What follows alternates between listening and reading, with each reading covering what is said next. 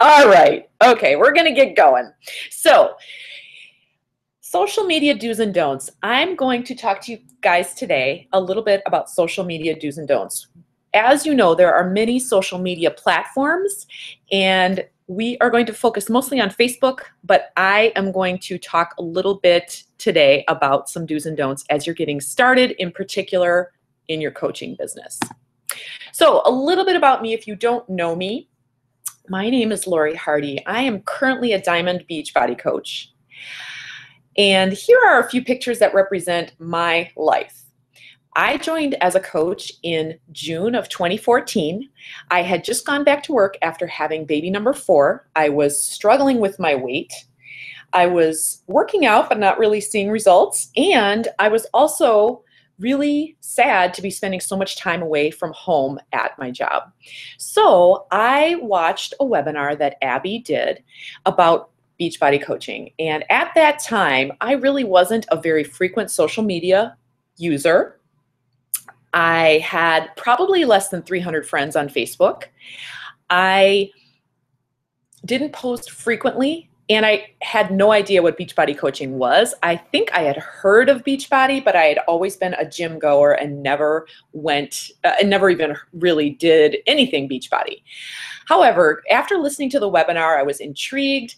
I needed results. I wanted to earn some extra income. So I signed up straight out of the gate without ever trying Shakeology, without ever doing a Beachbody program.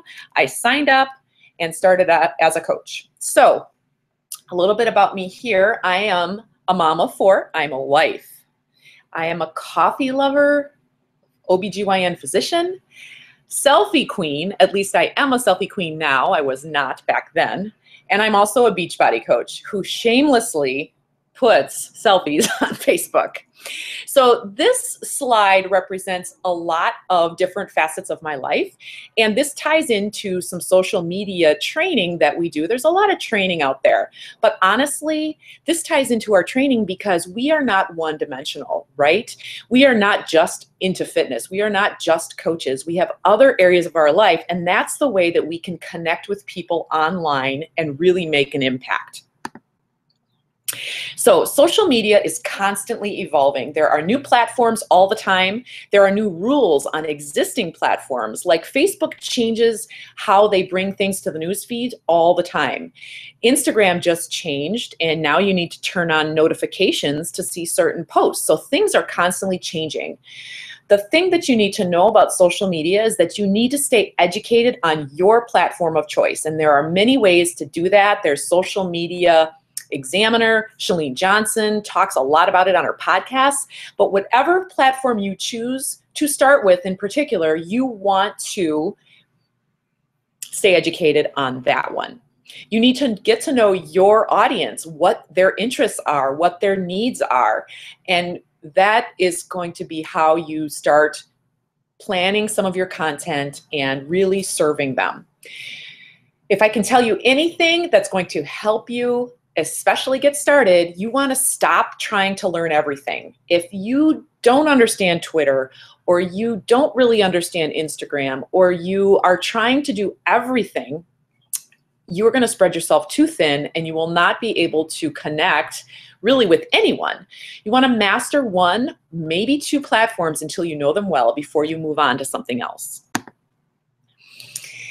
This, I think, is a great analogy. Trina Gray, who's one of the top Beachbody coaches, at her presentation at Platinum Edge in 2013 said, "My dog lives in the weeds. Thankfully, she doesn't pay the bills." And what does that mean? Well, she explained that her dog loves to play in the weeds because that's where all the fun stuff is. The balls, the rabbits, the chipmunks, the fun smells, bright, shiny objects.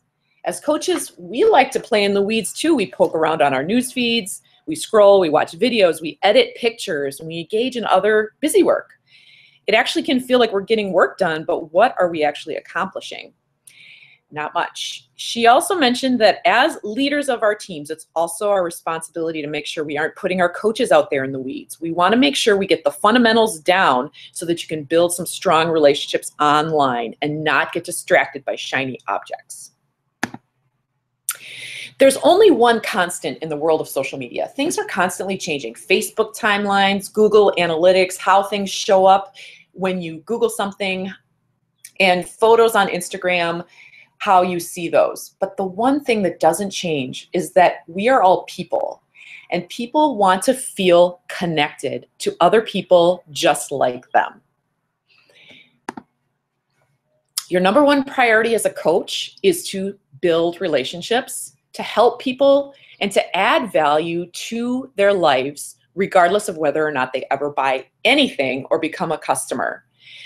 If you can answer this question positively every day, did I work on building my relationships today? In fact, I've heard someone say, write that down on a sticky note and put it on your computer or wherever you work. Did I work on building my relationships today? If you can answer that in the affirmative, then you were successful that day.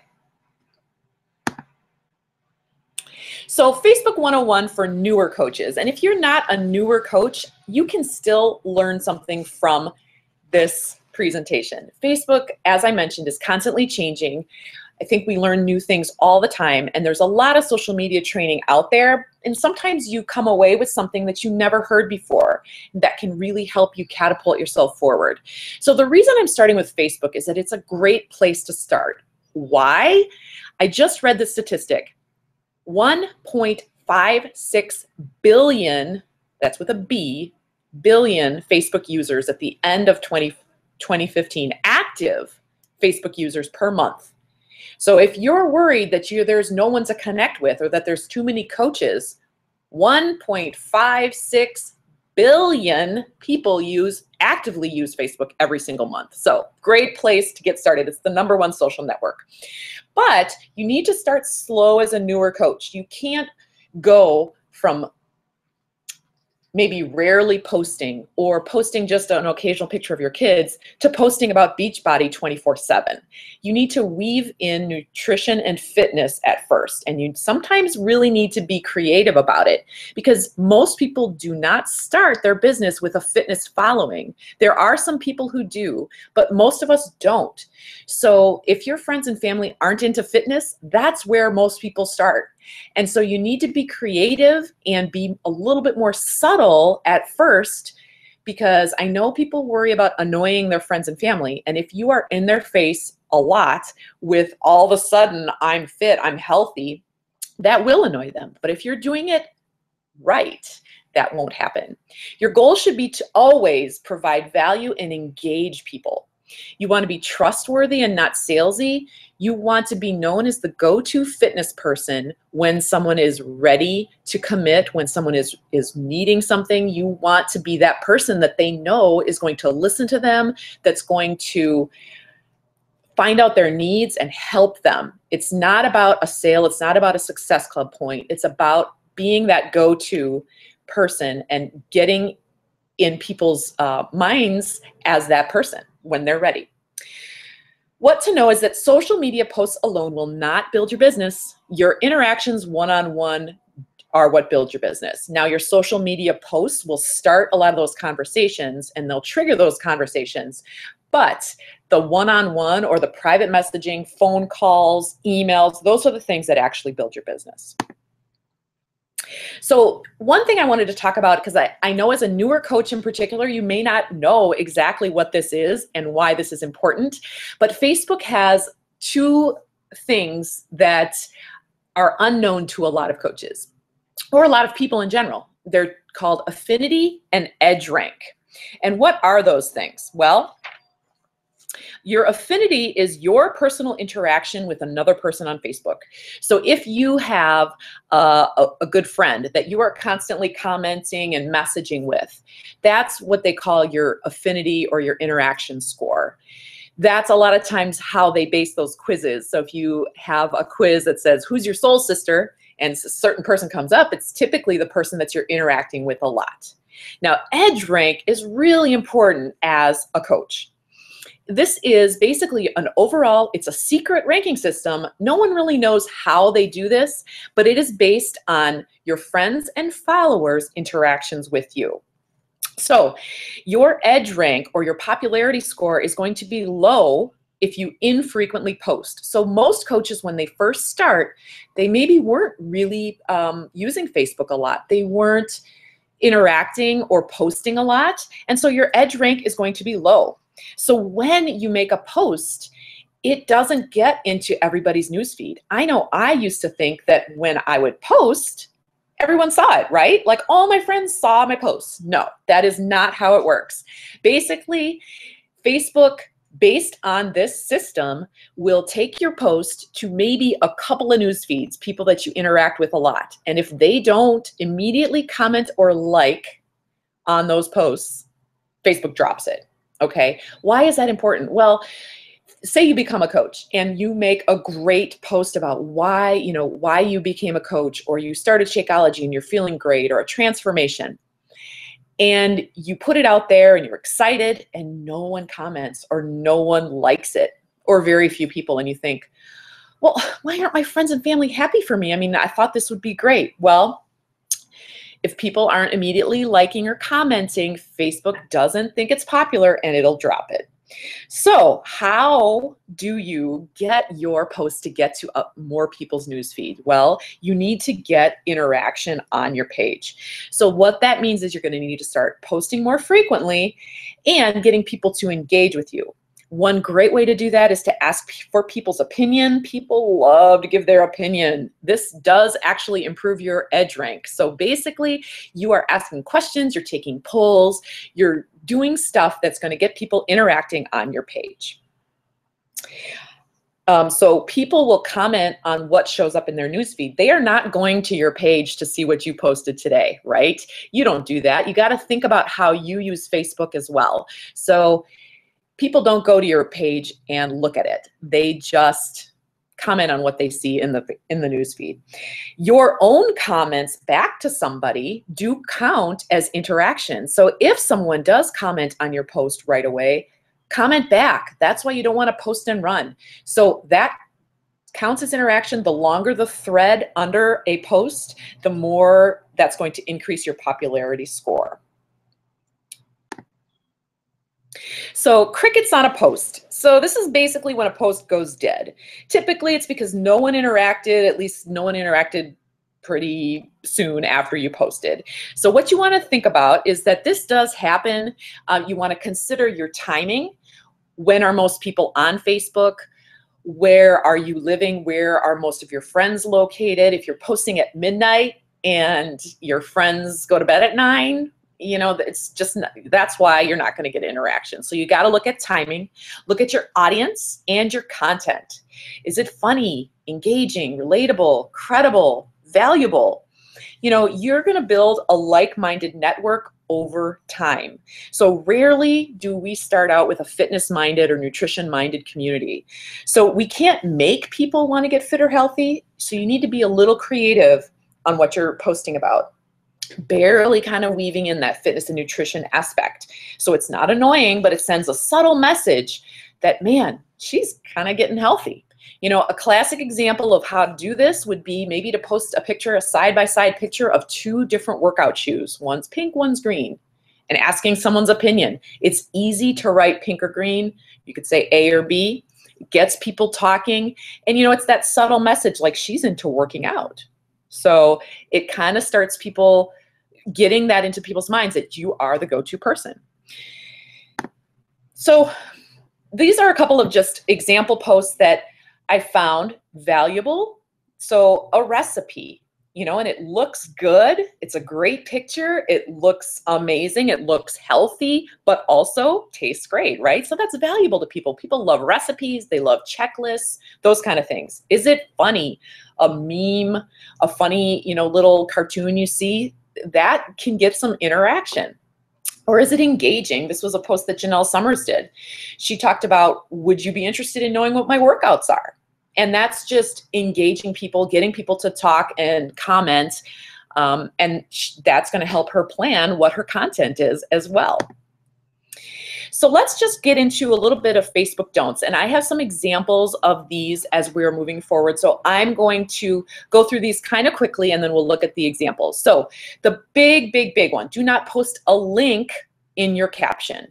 2 reasons. 1, you don't want to post your Beachbody link in your caption because that is not a way that you can relate to people, that you want to be helping them choose a program. You want to help them choose a way to get healthy. You don't want to just say, hey, here's my Beachbody store, go look around.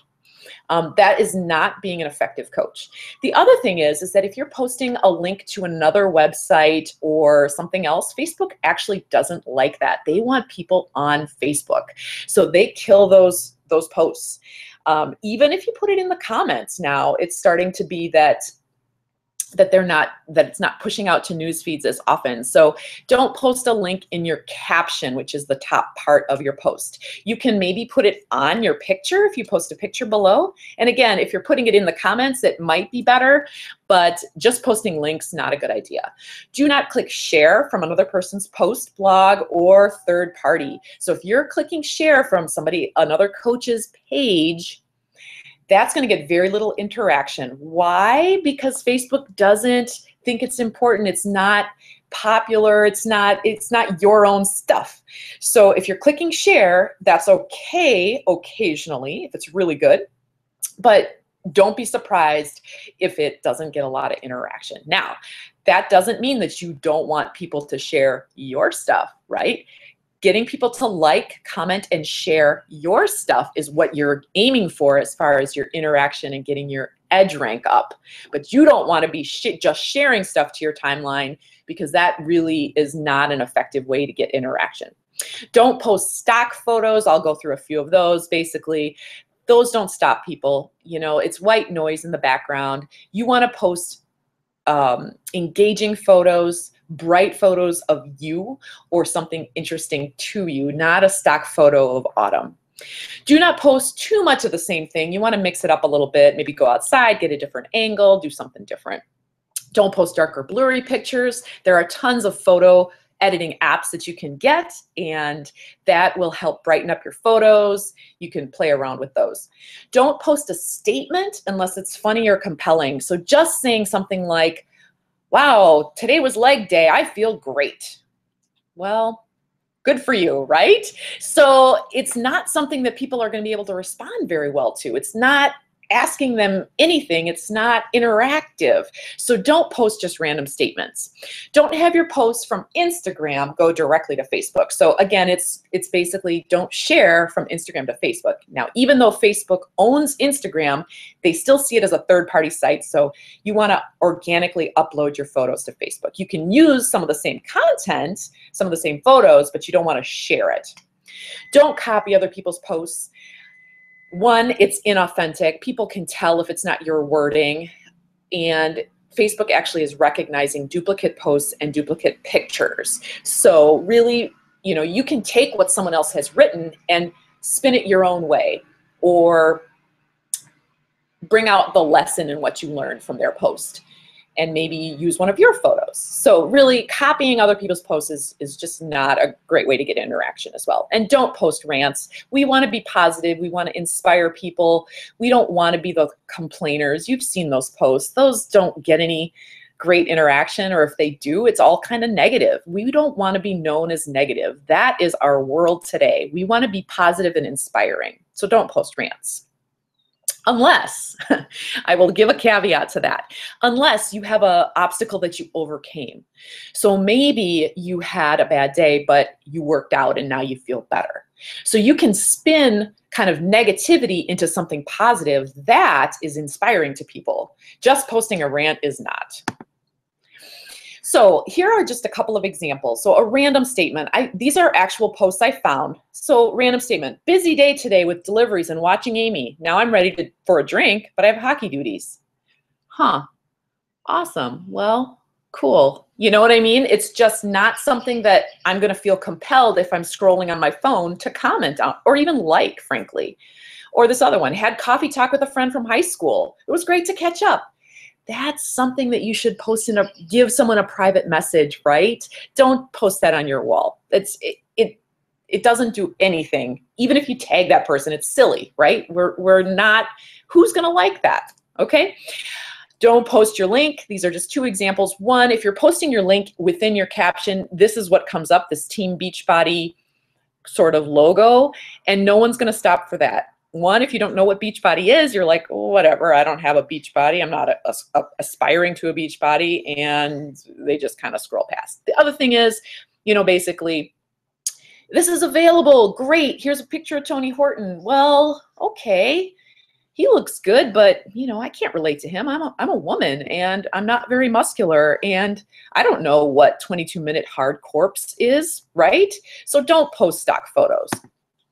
Here's another stock photo versus real life, okay? So great, this lady on the left lost some weight with size and Shakeology, but I don't know her. I mean, she looks pretty good, but I mean, she's no one to me. I'm scrolling through my phone. I'm not gonna stop. Or Autumn here, I don't know who she is. That's one of my posts. I got a lot of interaction on that when I first put that up. Why? One, my friends know me. Maybe they knew me when I was postpartum. They see the dramatic change. Holy cow, what are you doing? They're going to actually stop and read it, right? So those kind of posts really tend to get a lot of interaction and traction. Another stock photo versus real life. This is one of Abby's posts she did. One, she weaved in coaching because she was talking about going to Super Saturday. She weaved in the fact that she was drinking her Shakeology, that it was giving her energy to get through her day, versus what's in your cup, Starbucks versus Shakeology. Now, not to say that you can't do some of that where you're comparing like the calories or the dollar value. Sometimes people do that. Sometimes it's effective, but a lot of times these kind of photos are just white noise. People don't stop. Another stock photo versus this is one of my posts, obviously. So again, hey, I'm going to start a group, and it's a picture of Tony Horton. Well, again, I don't know Tony Horton. I don't know what 22-minute hard corpse is, and it's white noise. So versus a picture of me. And yes, I incorporated the 22-minute hardcore logo, but my friends know me, and wow, if they haven't seen me in a while, they're like, wow, she's looking pretty good. So those are the kind of posts that you want to do. Okay, so some Facebook do's. You want to have a bright, clear, smiling headshot of just you for your profile picture. Why? Because when you're friend requesting people, they want to know who you are. You're going to be requesting people, maybe friends of friends or new people, and if they don't know who you are, they can't pick you out of your profile picture, they're going to not accept your request. So you want to just have a nice, friendly, smiling, happy picture of you. Use an app for your banner, so your cover photo, canva.com, picmonkey.com. You can get a professional one done by Girl Boss Graphics. I have a couple of examples of that. You do want to post 3 to 5 times a day with some variety in what you're posting. Again, you don't want to be doing all Beachbody all day long. You want to maybe stick to a theme. Maybe your theme is friends, fitness, family, and food. And maybe you've got a food post every day, and maybe you've got a family post. And you know, you want to have variety but consistency, meaning if you are wanting to be known as a health coach or someone who's into fitness, I wouldn't be consistently posting about all the junk food you're eating, right? Or like all the cheat meals. Like, it's okay occasionally, but to show that you're human. But if every single day you're posting about some nachos you're eating or hot dog or burger, it's just not going to get in people's heads that you're the fitness person. You want to post with a great original picture. Stop someone from scrolling. Don't use the stock photos. Use your own photos. Take photos all the time. You never know what's going to land. You can also post short, funny posts and memes. That might be one of the things you do during the day as one of your posts, as a funny post. Ask questions that truly ask opinions and take polls. You want to get interaction. You want to be known as someone who's interested in other people. You don't always have to be the one that's interesting. You want to know, okay, what do you think about this? And it doesn't have to be, and you want to ask questions that are easy to answer. What do you like, A or B? What do you think, you know, this or that? Most people aren't going to take the time because, again, they're usually on their phones, and most people aren't going to take the time to type out a long answer. So you want to have short questions, and I have a couple of examples of that. You want to post pictures of you, okay? If you're always just posting food, if you're always posting, like say something you see on Instagram that's like a quote on another photo, It's okay once in a while, but you is what stops people from scrolling. You want to get people to stop scrolling so that they can hear your message. Comment back and tag people. So if someone comments on your post, they take the time to do it, comment back. Don't post and run. Really tag them. Again, it does increase your score, but it's also just a nice thing to do. Video is so key right now on Facebook. Honestly, video gets the most priority in the news feed. So if you can post videos of yourself, sometimes posting other videos is okay, but videos of yourself is really where it's at. You do also want to control the tags and the posts on your own timeline. So you go into your settings and change the tagging ability. So if somebody tries to post something on your timeline, you want to be notified. And if it's okay, if it's like, oh, thank you so much. You inspired me today and I worked out, or I've lost 5 pounds. Thank you. Your clean eating's been great. You know, something awesome like that, that's building you up as a coach, as a fitness go-to person, that's great. But if someone wants to tag you in like a drinking photo or, you know, something that's just not flattering, you want to have control over that. Yes, you can go and delete it later, but it's probably better just to disapprove it initially rather than let it get out at all. You want to be real, be you, and be positive. Look to inspire and add value. Okay, so here's a couple of examples. Clear headshots. So we've got Janelle Summers and Bonnie Engel. They have professional cover banners, but again, you can make some great cover banners just on PicMonkey or Canva. They have the dimensions right there. So, but they have beautiful, smiling, clear headshots. Gorgeous, right? I mean, if you got a friend request from her, you'd think, oh, she looks pretty nice, right? Yeah, I'll accept that. So, you know, just kind of take that into consideration when you're looking at your own. Honest polls. Now, this was a great post Brittany did earlier in the week. She was looking for advice or, you know, what should I wear this weekend? And she got a ton of comments. I don't think this was very long after she posted this. 45 comments, right? Amazing. So she's really looking for honest opinions. Okay.